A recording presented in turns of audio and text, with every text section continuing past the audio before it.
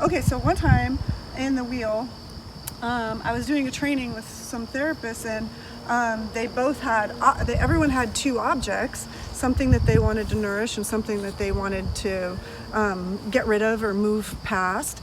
And one of the people had one object in one hand and one object in the other, and one of the objects literally jumped out of her hand and across the room, and everyone's like, "What happened?" She's like, "I don't know, it jumped out of my hand." So that was one really fun experience. How about you? Yeah, and then you could stand and notice what happened, what happens in your body, in your mind, in your heart when that object jumped out.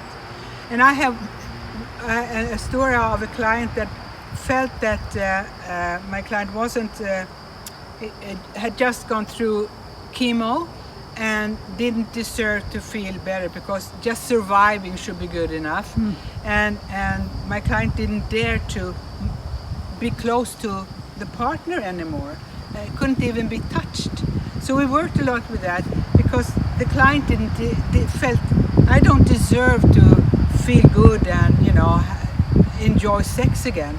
So we walked, and he stood in the emotional and then in the mental, and I don't know how many rounds we did, back and forth, mental emotional, until suddenly I deserve to feel good. I deserve to feel pleasure.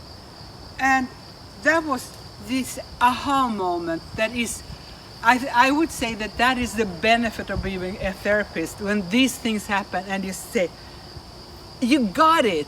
And that is a time when you can really transition and move forward. And with the wheel, it becomes so obvious, because with movement, not just sitting in a chair, I don't think we would have come that far if we were just sitting and talking. But with me initializing or making my client move.